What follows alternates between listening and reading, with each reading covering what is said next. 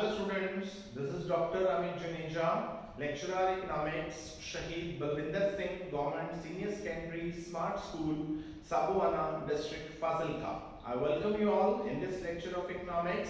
So today our topic is the assumptions of law of demand. जैसे हमने अपने last lecture में बात की थी कि हम अगर अपने लॉ ऑफ डिमांड को फेल होने से बचाना चाहते हैं तो हमें बहुत सारी चीजें जो हैं वो अज्यूम करके चलनी पड़ेंगी कि इन सारी चीजों के अंदर किसी तरह का कोई चेंज नहीं आता है तो ही हमारा लॉ जो है वो इंप्लीमेंट होगा। तब उन सारी चीजों की बात करने वाले हैं। अब ये जो मैं अभी यहाँ पे assumptions लिखने वाला हूँ ये आपके लिए कोई नया टॉपिक नहीं है, हम ये ऑलरेडी ये टॉपिक जो है वो डिस्कस कर चुके हैं। जैसे हमने जब डिमांड फंक्शन किया था उसके अंदर हमने दो तरह के डिमांड फंक्शन की बात की थी। एक हमने बात की थी इंडिविजुअल डिमांड फंक्शन की और एक हमने बात की थी जो है मार्केट डिमांड फंक्शन की। अब इंडिविजुअल डिमांड फंक्शन के अंदर हमने बहुत सारे फैक्टर्स लिए जो डिमांड को इन्फ्लुएंस करते हैं। मार्केट डिमांड फंक्शन के अंदर भी हमने बहुत सारे फैक्टर्स लिए जो डिमांड को इन्फ्लुएंस करते हैं। पर जब हम लॉ ऑफ डिमांड की बात करते हैं हम लॉ ऑफ डिमांड को डिमांड फंक्शन के बेसिस पे एक्सप्लेन नहीं करते। क्यों नहीं करते? क्योंकि लॉ ऑफ डिमांड में हम रिलेशन सिर्फ और सिर्फ प्राइस का और डिमांड का दिखाते हैं, बाकी किसी फैक्टर का नहीं दिखाते।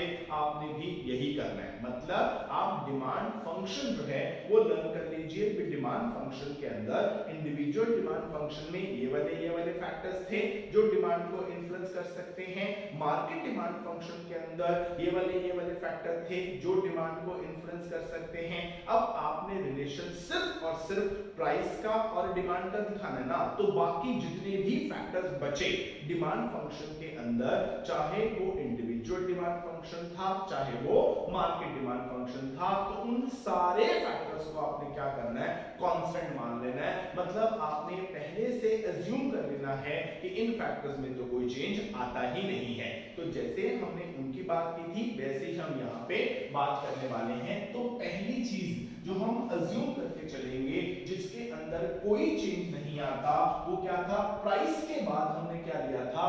Price of related good. क्योंकि मुझे लगा कि अगर price of related good change हो गया तो उसकी डिमांड चेंज होगी। अब वो कमोडिटी मेरी कमोडिटी के साथ रिलेटेड है, तो अगर उसकी डिमांड चेंज होगी तो मेरी कमोडिटी की डिमांड भी चेंज होगी। ठीक है, हालांकि मेरी कमोडिटी का प्राइस ना ही चेंज हुआ हो तो भी वो मेरी कमोडिटी की डिमांड को चेंज करा देगी। तो मैं मान लूंगा कि प्राइस ऑफ रिलेटेड गुड में तो कोई चेंज ही नहीं आता। तो फर्स्ट असम्पशन हम लेके चलेंगे कि there should be no change in price of related goods, कि जो रिलेटेड गुड्स हैं उनके प्राइस में कोई चेंज नहीं आता। मतलब हमने इससे अपनी जान छुड़वा दी कि भाई अब तेरा इफेक्ट जो है ना वो तो हमने खत्म कर दिया। दूसरा, मुझे लगा कि अगर कंज्यूमर की इनकम चेंज हो गई तो वो तो मान लो उसकी इनकम बढ़ जाए, तो मेरी कमोडिटी का प्राइस तो चेंज अभी हुआ ही नहीं है, उसकी इनकम ज्यादा हो गई, उसने डिमांड ज्यादा करनी शुरू कर देनी है।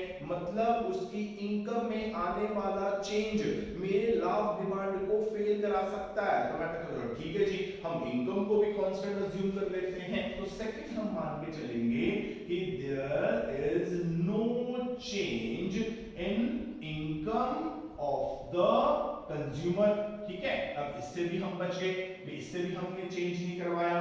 तीसरा हम मान के चलेंगे no change in taste and preferences. ठीक है, अब उसमें भी कोई चेंज नहीं आता क्योंकि मुझे लगा कि अगर किसी पर्सन का टेस्ट चेंज हो गया या उसकी प्रेफरेंसेस चेंज हो गई तो क्या करेगा? वो डिमांड को अपनी चेंज कर देगा। वो ये नहीं देखेगा कि प्राइस चेंज हुआ है कि नहीं हुआ। पर मैंने तो ये कहा था लॉ ऑफ डिमांड के अंदर कि डिमांड तब चेंज होगी जब प्राइस चेंज होगा, उसके बिना तो डिमांड ने चेंज होना नहीं। उसको चीज टेस्टी लगनी शुरू हो गई, उसने चीज को प्रेफर करना शुरू कर दिया, प्राइस उतने का उतना है, वो डिमांड बढ़ा के बैठ गया। मतलब उसने तो मेरे लॉ ऑफ डिमांड को फेल करा दिया। तो मैंने अब लॉ ऑफ डिमांड को बचाना है तो मैंने मान लिया कि टेस्ट और प्रेफरेंसेस में कोई चेंज आता ही नहीं। ठीक है, उसके बाद हम मान के चलेंगे कि जो हमारी एडवर्टीजमेंट है तो नो इफेक्ट ऑफ एडवर्टीजमेंट ठीक है। अब एडवर्टीजमेंट का भी कोई इफेक्ट नहीं होता, ठीक। फिर हम मान के चलेंगे कि नो डेमोन्स्ट्रेशन इफेक्ट, क्योंकि मुझे लगा कि जो डेमोन्स्ट्रेशन गुड्स हैं वो मेरे लाफ डिमांड को फेल करा देती हैं, तो मैंने मान लिया कि डेमोन्स्ट्रेशन इफेक्ट है ही नहीं, ठीक है। फिर मुझे लगा अगर किसी पर्सन की वेल्थ चेंज हो गई तो उसकी डिमांड चेंज हो जाएगी, तो हम मान लेंगे कि there will be no change in wealth of a consumer, तो कंज्यूमर की वेल्थ भी चेंज नहीं होती, ठीक है। अगर उसने अपनी सेविंग चेंज कर दी तो मेरी डिमांड चेंज हो जाएगी, तो हम मान लेते हैं कि there will be no change in savings of the consumer, ठीक है। अगर उसे लगा कि फ्यूचर में रेट जो है वो कम होने वाले हैं, अभी प्रेजेंट में कम तो नहीं हो रहे ना, फ्यूचर में कम होने वाले हैं अभी, ठीक है, तो क्या करेगा, उसको लगेगा कि फ्यूचर में ना मेरे को ये चीज सस्ती मिलने वाली है, तो रहने दो, अभी नहीं लेते। हालांकि अभी रेट चेंज नहीं हुआ है, पर उसको लगता है कि फ्यूचर में चीज सस्ती मिलने वाली है, अभी डिमांड क्या करेगा, कम कर देगा, तो डिमांड बिना प्राइस के बढ़े कम हो जाएगी, मेरा लाभ डिमांड फेल हो जाएगा। तो मैं मान लेता हूं कि there are no expectations, no change in expectations about the future price, तो फ्यूचर के प्राइस के बारे में भी कोई एक्सपेक्टेशंस नहीं है। उसके बाद अब ये सोचो कि हमने जब इंडिविजुअल डिमांड फंक्शन किया था उसके अंदर हमने टोटल 9 फैक्टर्स लिए थे। अब 9 फैक्टर्स में प्राइस तो मुझे लेना है, क्योंकि प्राइस का डिमांड के साथ रिलेशन दिखाना है, तो मैंने क्या किया, बाकी जो 8 फैक्टर्स हैं उनको कांस्टेंट मान लिया। अब जब हमने मार्केट डिमांड फंक्शन किया था उसके अंदर हमने 5 फैक्टर्स लिए थे, उनको भी कांस्टेंट मानो, उनमें भी कोई चेंज नहीं आता। तो पहला हम मान के चलेंगे no change in population size, तो पॉपुलेशन का साइज भी चेंज नहीं होता। फिर हम मान के चलेंगे no change in structure of population, तो पॉपुलेशन का स्ट्रक्चर भी चेंज नहीं होता। फिर हम मान के चलेंगे no change in government policy, तो गवर्नमेंट की पॉलिसी में भी कोई चेंज नहीं आता, ठीक। फिर हम मान के चलेंगे no change in climate and season, ठीक है, उसमें भी कोई चेंज नहीं आता। फिर हम मान के चलेंगे no change in distribution of income, तो जो इनकम डिस्ट्रीब्यूशन है उसमें भी कोई चेंज नहीं आता।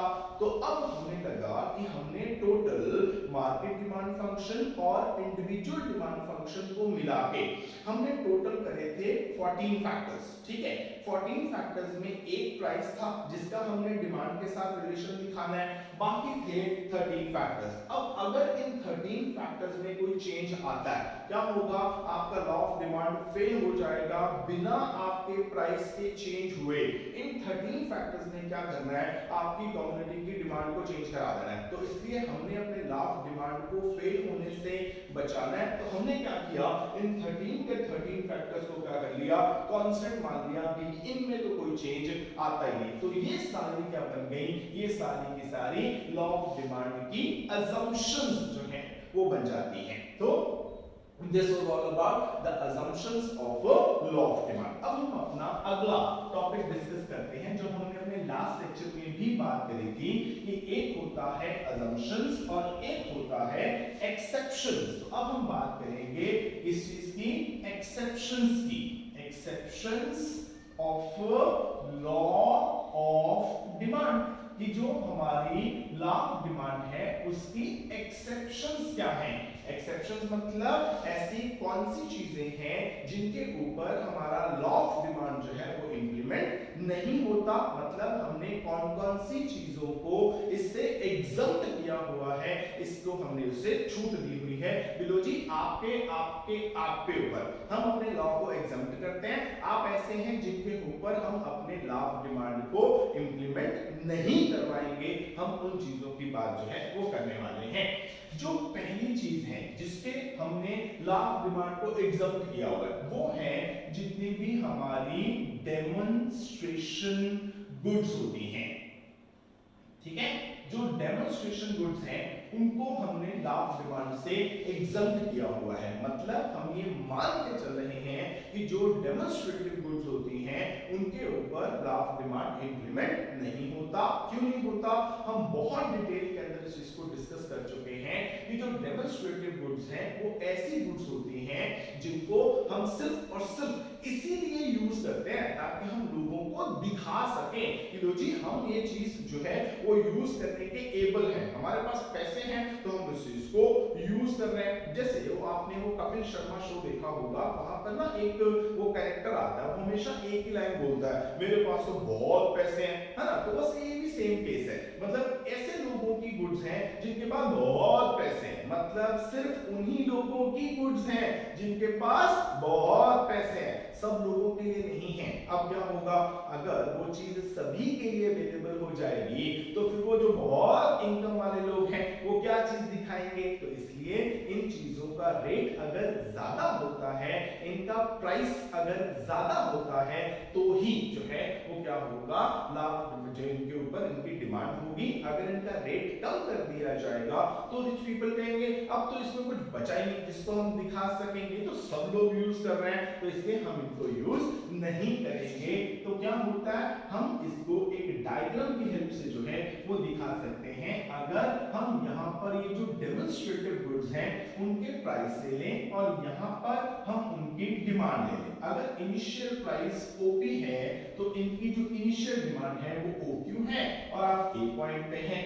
अगर ये चीजें हो गई पहले से सस्ती तो ये तो दिखाने वाली रहेंगी नहीं, तो इनकी डिमांड क्या हो जाएगी, पहले से कम हो जाएगी। अगर ये चीजें हो गई महंगी तो जो रिच पीपल है उनको लगेगा कि हाँ अब चीज आई है, अब इसको दिखा सकता हूँ कि देख भी अब तो रेट और बढ़ गया ना, अब मैं तो बड़े हुए रेट में भी इसको खरीद लूंगा, तो मेरे पास तो और पैसे हैं। तो क्या होगा, वो उसकी डिमांड ज्यादा करेगा तो क्या हो जाएगा, डिमांड बढ़ के Q2 हो जाएगी और आप इस C पॉइंट पे आ जाएंगे। A, B और C को मिलाएं तो आपको DD डिमांड कर्व जो है वो मिल जाती है जो कि अपवर्ड स्लोपिंग है। पर हमारे लॉ ऑफ डिमांड ने ये कहा था कि जो भी क्या होती है डिमांड कर्व होती है वो क्या होती है, वो डाउनवर्ड स्लोपिंग होती है। पर इसमें क्या हो गया, अपवर्ड स्लोपिंग हो गई, मतलब लॉ ऑफ डिमांड से हमने इसको एग्जम्प्ट कर दिया कि अब अगर जो गुड्स हैं वो क्या होंगी, डेमोन्स्ट्रेटिव गुड्स होंगी, उस केस में लॉ ऑफ डिमांड इंप्लीमेंट नहीं होगा, मतलब जो डिमांड कर्व है वो डाउनवर्ड स्लोपिंग नहीं होगी। ठीक हो गया, ये पहला फैक्टर था जिसको हमने लॉ ऑफ डिमांड से एग्जम्प्ट किया हुआ है। सेकंड, इसमें जो फैक्टर आता है वो आता है इग्नोरेंस ऑफ द कंज्यूमर। ठीक है, इग्नोरेंस ऑफ द कंज्यूमर। हम क्या करते हैं, बहुत बार ना हम अपनी इग्नोरेंस के करके, मतलब अपनी नासमझी के करके भी लॉ ऑफ डिमांड को फेल कराते हैं। मतलब लॉ ऑफ डिमांड ये कहता है कि जो लोग इग्नोरेंट हैं, जिनको समझ नहीं है, हम उनको भी लॉ ऑफ डिमांड के अंदर इंक्लूड नहीं करेंगे। मतलब जो लॉ ऑफ डिमांड है वो ये कहता है कि ऐसे लोग जो क्या करते हैं, अपनी इग्नोरेंस के करके, मतलब अपनी नासमझी के करके किसी भी प्रोडक्ट की जो क्वालिटी है, ठीक है, I am repeating my words, किसी भी प्रोडक्ट की जो क्वालिटी है उसको ना उसके प्राइस के साथ रिलेट कर देते हैं। उनको लगता है कि जो चीजें सस्ती होती है ना वो तो घटिया होती हैं और जो चीजें महंगी होती हैं वो अच्छी होती हैं, तो वो क्या करते हैं। अब हालांकि वो चीज सस्ती को क्या समझेंगे, हमेशा घटिया समझेंगे। क्या करो, उसी चीज का रेट बढ़ा दो तो उसी को अच्छा समझना शुरू कर देंगे। बेस्ट एग्जांपल हम इसमें ले सकते हैं, जैसे मान लीजिए कि चंडीगढ़ है। अब चंडीगढ़ में 17 में भी चीजें मिलती हैं और सामने 22 में भी मिलती हैं। अब क्या होगा, अब जो रिच क्लास है वो क्या करता है, वो अपनी इग्नोरेंस के करके ये समझते हैं कि जो 17 में चीजें मिल रही है ना वो बहुत अच्छी क्वालिटी की होंगी, तो उनके ज्यादा प्राइस भी वो देने के लिए रेडी हो जाते हैं। और 22 में उनको लगता है कि नहीं नहीं, यहाँ पे तो घटिया चीजें मिल रही है, यहाँ पे तो अच्छी चीज मिल ही नहीं सकती, तो इसलिए वो वहां पे जाके डिमांड नहीं करते, तो वो अपनी इग्नोरेंस के करके भी वो क्या करते हैं, लॉ ऑफ डिमांड को फेल करा देते हैं। जैसे आपको मार्केट के अंदर बहुत सारे ब्यूटी प्रोडक्ट्स मिलेंगे, ठीक है, आपको शैम्पू मिल सकता है, फेस वॉश मिल सकता है, आपको जो है फेयरनेस लोशन या फेयरनेस क्रीम्स मिल सकती हैं। तो क्या होगा, अब इन सारी चीजों को वो क्या करते हैं, ज्यादा सेल करना होता है ना, तो इनका रेट बढ़ा देते हैं। तो क्या करेंगे, फेस वॉश बहुत महंगा कर दिया, फेयरनेस क्रीम बहुत महंगी कर दी। मान लो कि इतनी सी फेयरनेस क्रीम आप लेने जाएं तो आपको बोलेगी ये तो 1000 की है, तो आपके दिमाग में पहली चीज क्या आएगी, ये भी इतनी सी क्रीम और 1000 की, पता नहीं इसमें क्या डाला हुआ है। तो आप क्या करेंगे, आप लोग यार ये तो बहुत अच्छी लग रही है, तभी इसका रेट इतना ज्यादा है, तो आप क्या करेंगे, उसको परचेज कर लेंगे। मतलब अगर उसका रेट कम था तो लोग कहेंगे नहीं नहीं ये तो 50 रुपए वाली फेयरनेस क्रीम है, इससे क्या होगा, कुछ बढ़िया दिखाओ। तो शॉपकीपर क्या करेगा, उसी ब्रांड की थोड़ी बहुत चेंज करके आपको अगली चीज पकड़ा देगा। आप बोलोगे ये कितने की है, वो कहता सर ये तो 50 रुपए की है, ये जो आपको मैंने दिखाई ना ये तो बहुत अच्छी चीज है, इसी कंपनी का ना दूसरा ब्रांड है और ये बहुत महंगा है। आप पूछो कितने का, और वो बोलेगा ये तो 500 का है। आपको यार एक 50 की एक 500 की, तो कंपनी ने पता नहीं इस 500 में क्या डाला होगा। तो आप क्या करेंगे, उसकी प्रोडक्ट की क्वालिटी को उसके प्राइस के साथ कोरिलेट कर लेंगे, तो ज्यादा प्राइस पर भी आप ज्यादा चीजें खरीद लेंगे, और कम प्राइस होगा तो कम खरीदेंगे। मतलब अपने लॉ ऑफ डिमांड को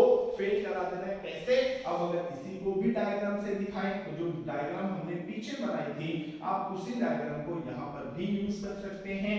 यहाँ पर हम प्राइस ले लेते हैं और यहाँ पे डिमांड ले लेते हैं। शुरू में प्राइस P था, ठीक है, और डिमांड जो है वो Q थी, और आप इस A पॉइंट पे थे, ठीक है। कोई चीज हो गई पहले से महंगी, अब उसकी क्वालिटी में कोई चेंज नहीं आया। कंपनी ने क्या किया, उसको लगा कि लोग ना मेरी जो प्रोडक्ट है उसको थोड़ा घटिया समझ रहे हैं। क्यों, क्योंकि मैंने रेट ना इसका थोड़ा कम रख दिया है, तो मैंने तो क्या करना चाहिए, रेट बढ़ा देना चाहिए। कंपनी ने क्या किया, थोड़ी बहुत उसकी पैकिंग चेंज करी, थोड़ी बहुत उसकी डिजाइनिंग चेंज करी, डिजाइन चेंज करके रेट बढ़ा के P1 कर दिया। लोगों को लगा ले भाई अब तो इसका रेट बहुत ज्यादा है, इसका मतलब इसकी क्वालिटी बहुत इंप्रूव हो गई होगी। तो लोग क्या करेंगे, उसकी डिमांड जो है वो बढ़ा के Q1 कर देंगे और B पॉइंट पे आ जाएंगे और लाभ डिमांड को फेल कराएंगे। क्यों कराएंगे, क्योंकि डिमांड कर्व जो है वो अपवर्ड स्लोपिंग जो है वो हो जाएगी। तो जब लोग अपनी इग्नोरेंस के करके किसी भी कम्युनिटी की क्वालिटी को प्राइस के साथ कोरिलेट कर लेते हैं, तो लॉ ऑफ डिमांड फेल हो जाता है और डिमांड कर्व जो है वो अपवर्ड स्लोपिंग हो जाती है। इसको हम एक और एग्जांपल से जो है वो क्लियर कर सकते हैं। वो क्या है कि एक बार मुझे किसी ने एक बात बताई भी, क्या हुआ, एक बार ना एक पर्सन ने एक बुक लिखी और उस बुक का रेट उसने लिखा $10, ठीक। तो $10 जो है मार्केट में आई, तो लोगों को लगा $10 की बुक है, ये तो ऐसे बेकार ही होगी, तो उसकी बुक सेल ही नहीं हुई। उसने क्या किया, उसकी रीप्रिंटिंग कराई, रीप्रिंटिंग करा के जो फर्स्ट पेज था जहां पे प्राइस लिखा हुआ था, उस प्राइस को उसने $10 से बढ़ा के $1000 कर दिया। अब लोगों को लगा यार $1000 की बुक है, पता नहीं इसमें क्या लिखा होगा। लोगों ने क्या किया, फटाफट उसकी बुक परचेज करनी शुरू कर दी, उसकी बुक्स बिक गई। तो due to their ignorance price बढ़ा तो डिमांड बढ़ी, तो लॉ ऑफ डिमांड जो है वो फेल हो गया। तो हमने इसको भी लॉ ऑफ डिमांड की एक्सेप्शन के अंदर जो है वो डाल दिया है। उसके बाद नेक्स्ट आता है हमारे पास, जिसको हमने एग्जम्पशन में डाला हुआ है, उनको हम कहते हैं गिवन गुड्स, ठीक है। जो गिवन गुड्स होती हैं they are also a exemption of law of demand. अब पहली बात तो ये, इसमें ना हम दो तीन मेन चीजें समझेंगे। पहली चीज तो ये समझेंगे कि इनको हम गिवन गुड्स क्यों कहते हैं, क्योंकि इनका जो कॉन्सेप्ट था वो सबसे पहले एक हमारे इकोनॉमिस्ट हैं सर रॉबर्ट गिफन, ठीक है। तो उन्होंने इसका कॉन्सेप्ट दिया था। सबसे पहले अगर इन चीजों का जो कॉन्सेप्ट एक्सप्लेन किया था वो किया था सर रॉबर्ट गिफन ने, तो उन्हीं के नाम पे इनको कहा जाता है गिफन गुड्स, पहली बात। दूसरी बात, हमें ना आमतौर पे मतलब जब पढ़ते हैं बुक्स के अंदर, तो वहां पे ना कई बार प्रॉपर्ली इसको एक्सप्लेन नहीं किया होता। वहां पे ना एक लाइन आती है, वो कहते हैं all given goods are inferior goods but all inferior goods are not given goods, कुछ इस तरह से लिखा होता है। हम इसी बात में ही कंफ्यूज हो जाते हैं कि ये all inferior goods are given goods, all given goods are inferior goods, ये चक्कर क्या है।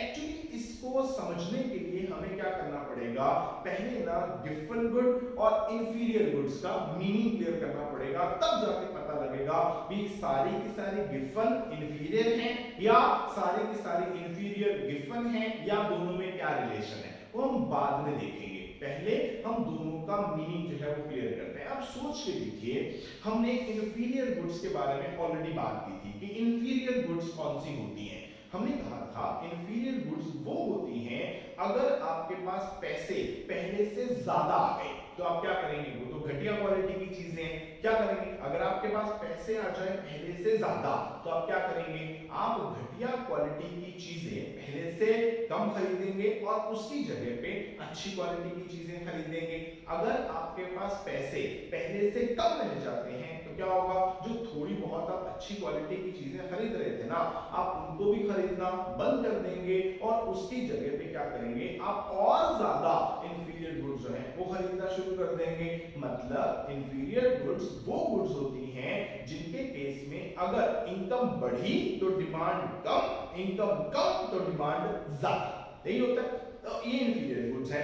अब गिवन गुड्स क्या है, इसको समझने से पहले हमें एक चीज और समझनी पड़ेगी। देखो क्या होता है, जब भी किसी भी कमोडिटी का प्राइस चेंज होता है, ठीक है, मैंने वर्ड यूज किया प्राइस चेंज होता है, ठीक है। अब चेंज होने के दो केसेस हैं, या तो वो पहले से बढ़ सकता है या कम हो सकता है, ठीक है। अगर किसी भी कमोडिटी का प्राइस चेंज होता है ना, उसके आगे दो इफेक्ट पड़ते हैं। एक होता है उसको हम कहते हैं इनकम इफेक्ट और एक होता है उसको हम कहते हैं सब्स्टिट्यूशन इफेक्ट, ठीक है। अब हमें अगर given goods, inferior goods, normal goods, ये तीन चीजें समझनी है तो हमें पहले ये तीन चीजें समझनी पड़ेगी, तभी वो चीज क्लियर होगी। अब क्या होता है, सबसे पहले हम प्राइस चेंज कराएंगे। हम आमतौर पे कहते हैं कि प्राइस कम हो गया तो डिमांड बढ़ गई, यही कहते हैं ना, पर प्राइस के कम होने पे डिमांड सीधा नहीं बढ़ती है। ये हम आमतौर पे, क्योंकि आपकी क्लास में बहुत इनिशियल क्लास है, हम सीधा बोल देते हैं कि प्राइस कम हुआ तो डिमांड बढ़ी, प्राइस बढ़ा तो डिमांड कम हुई। पर प्राइस का जो डिमांड के ऊपर इफेक्ट पड़ता है वो सीधा नहीं पड़ता, इट फॉलोज अ पैटर्न। अब वो पैटर्न क्या है हम वो समझने वाले हैं। सपोज करो कि अब किसी भी कमोडिटी का प्राइस पहले से कम हो गया, ठीक, कोई भी कमोडिटी होगी पहले से सस्ती। अब क्या होगा, अब ये होगा कि सबसे पहले तो इनकम इफेक्ट काम करेगा। अब इनकम इफेक्ट क्या है, सपोज करो कि पहले किसी भी कमोडिटी का रेट जो है वो 10 रुपीज था, ठीक है, इनिशियल, और आप एक कंज्यूमर हैं और आपके पास इनकम थी 100 रुपीज की, आपके पास 100 रुपए थे, चीज 10 रुपए की है तो इसके अकॉर्डिंगली आप डिमांड कर रहे थे 10 यूनिट्स की, हो गया, ये हमारी इनिशियल पोजीशन। अब क्या हुआ, प्राइस हो गया कम, यानी अब प्राइस कम हो गए 5 रुपए हो गया, 10 रुपए से कम हो गए 5 रुपए। अब आपके पास, मैंने कहा प्राइस कम हुआ है, इनकम नहीं चेंज हुई, इनकम अभी भी आपके पास 100 रुपीज की ही है, ठीक है। अब सोच के देखो, अब अगर आपके पास 100 रुपए है, ठीक है, और रेट 5 रुपए हो जाता है, अब आप डिमांड कितनी करेंगे, अब आप डिमांड करेंगे 20 यूनिट्स की। हुआ, पहले 10 रुपए का प्राइस था।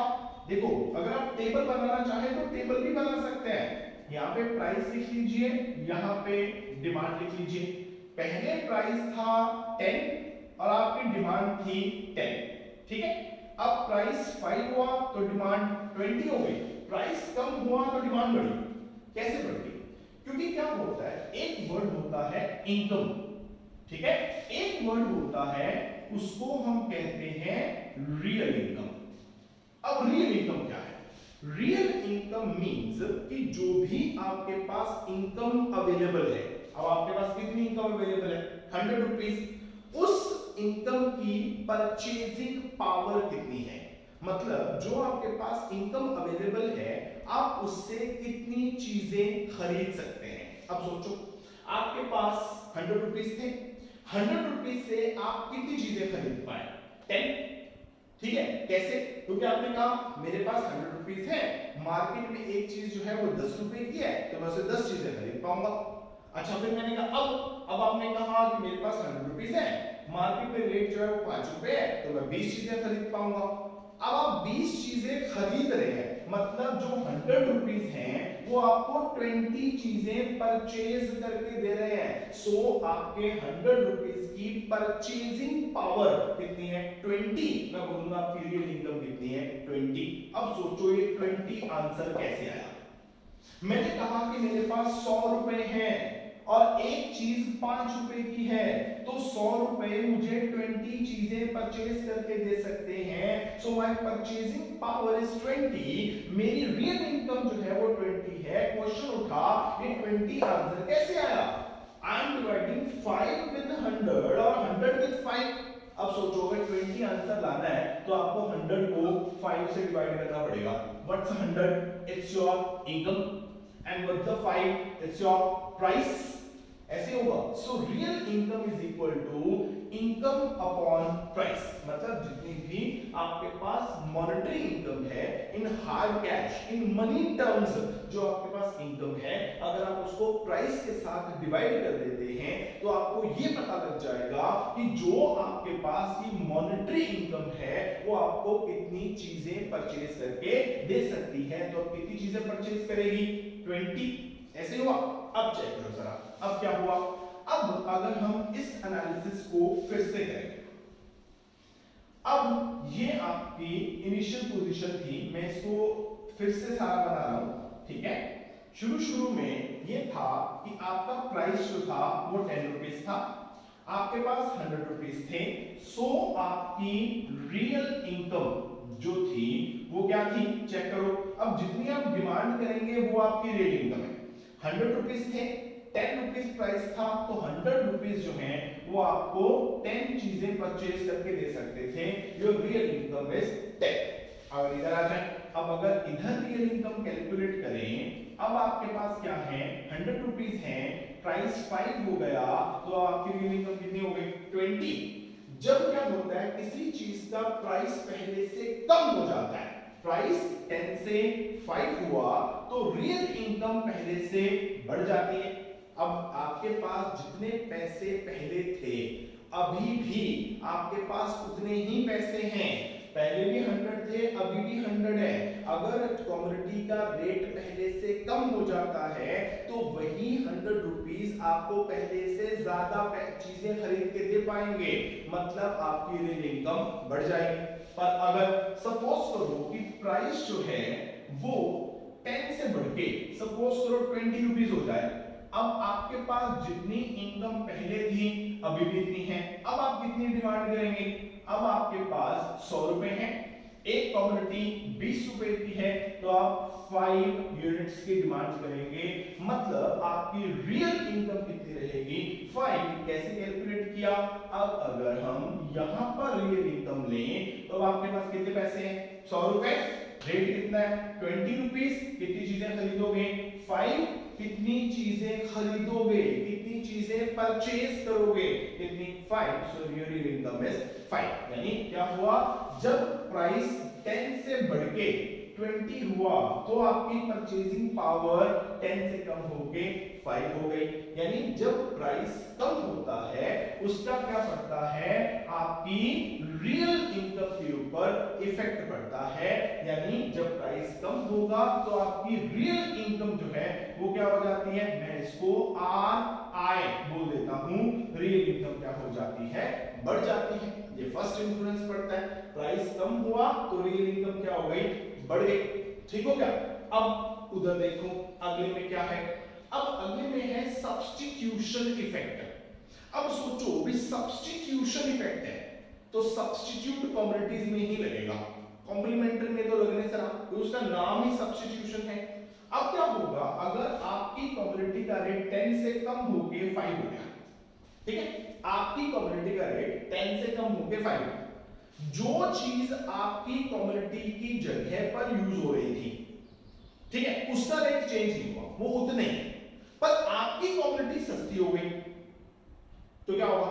अब सोचो, अब आपकी कमोडिटी का रेट कम हुआ है पर जो कमोडिटी आपकी कमोडिटी की जगह पे यूज होने वाली थी उसका रेट चेंज नहीं हुआ, वो उतना ही है। अब वो कमोडिटी आपकी कमोडिटी की कंपैरेटिवली हो जाएगी महंगी, ठीक है। जैसे अब सोचो कि पहले कोक जो है वो भी 10 रुपीस की थी और थम्स अप भी 10 रुपीस की थी। अब थम्स अप जो है ये हो गई 5 रुपए की। अब सोचो भी पहले कोक और थम्स अप सेम थे, अब कोक का रेट तो चेंज नहीं हुआ, पर थम्स अप क्योंकि अब 5-10 रुपए से कम हो गए 5 रुपए की हो गई है, अब हमें लगेगा यार कोक हो गई है महंगी, ठीक है। तो कोक अगर महंगी होगी तो क्या होगा, कोक की डिमांड कम होगी और आपकी कम्युनिटी की डिमांड बढ़ेगी, सही होगा ना। तो अब ये इफेक्ट जो है इसको हम कहते हैं सब्स्टिट्यूशन इफेक्ट। अब क्या होगा, अब सोचो कि अगर अब नॉर्मल गुड्स है, मैं अब 3 तरह की गुड्स में डिफरेंस दिखाऊंगा। नॉर्मल गुड्स, ठीक, नॉर्मल गुड्स में क्या होगा कि प्राइस जो है वो किसी भी कमोडिटी का कम हो गया, हम मान लेते हैं प्राइस कम हो गया, गुड्स नॉर्मल है, ठीक है। तो अगर प्राइस कम होगा तो आपकी रियल इनकम क्या होगा, बढ़ेगी। सोच के देखिए, प्राइस कम हुआ तो रियल इनकम बढ़ जाएगी, मतलब जितने आपके पास पैसे हैं वो पैसे अब आपको पहले से ज्यादा चीजें खरीद के दे पाएंगे। तो अब नॉर्मल गुड्स है तो नॉर्मल गुड्स तो हम वैसे ही ज्यादा खरीदते हैं, तो अगर रेट कम हुआ तो रियल इनकम बढ़ी, अगर रियल इनकम बढ़ी उसने क्या कर देना है, डिमांड को बढ़ा देना है, ठीक है। तो जो प्राइस का इफेक्ट है ये क्या होता है, आगे ना 2 इफेक्ट में डिवाइड हो जाता है, इनकम और सब्स्टिट्यूशन। इन दोनों को ऐड करेंगे तो ये बनेगा। तो अब क्या हुआ, नॉर्मल गुड्स थी, प्राइस कम हुआ, प्राइस कम हुआ, रियल इनकम बढ़ी, उसी पैसे ने हमें पहले से ज्यादा चीजें खरीद के दी, हम डिमांड ज्यादा करेंगे। अब इधर आ जाओ, अब सब्स्टिट्यूशन में क्या करना है, सब्स्टिट्यूशन इफेक्ट है हर एक कमोडिटी में, चाहे वो नॉर्मल है, चाहे वो गिवन है, चाहे वो इंफीरियर है, जो मर्जी है, ये हर एक केस में नेगेटिव होता है। नेगेटिव मतलब प्राइस से उल्टा चलेगा, ठीक, मतलब चाहे जो मर्जी कमोडिटी है, अगर वो सस्ती हुई तो इसने उसकी डिमांड बढ़ा दी है, अगर वो महंगी हुई तो इसने उसकी डिमांड कम करा देनी है। जो सब्स्टिट्यूशन इफेक्ट है वो इंफीरियर, गिवन, नॉर्मल, किसी तरह की कम्युनिटी में किसी तरह का कोई जो है वो भेदभाव नहीं करता, इसने हर एक कम्युनिटी के केस में क्या करना है, प्राइस के उल्टा चलना है, ठीक है। प्राइस के उल्टा चलना मतलब प्राइस कम हुआ तो इसने क्या कर देना है, डिमांड को बढ़ा देना है।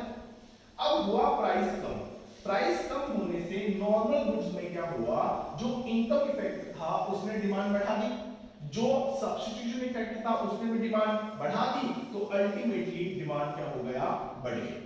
इसीलिए हम कहते हैं कि नॉर्मल गुड्स के केस में लॉ ऑफ डिमांड इंप्लीमेंट होता है, मतलब अगर प्राइस कम होता है तो डिमांड क्या हो जाती है, बढ़ जाती है, तो इसलिए ये हो गया नॉर्मल गुड्स का, ठीक हो गया। इसके बाद जो अगली गुड्स आती हैं उनको हम कहते हैं इंफीरियर गुड्स। अब इंफीरियर गुड्स में क्या होगा, इसके बाद आएंगे गिवन गुड्स, उसमें क्या होगा वो हम अपने अगले लेक्चर में देखेंगे। तो आई होप कि आपको लेक्चर समझ आया होगा। इनकम इफेक्ट और सब्स्टिट्यूशन इफेक्ट ये जरूर देखिएगा इनमें क्या डिफरेंस होता है। सब्स्टिट्यूशन इफेक्ट कौन सी कमोडिटीज में लगेगा, सब्स्टिट्यूट कमोडिटीज में लगेगा। सब्स्टिट्यूट कमोडिटीज कौन सी होंगी, जो एक दूसरे की जगह पर यूज होंगी।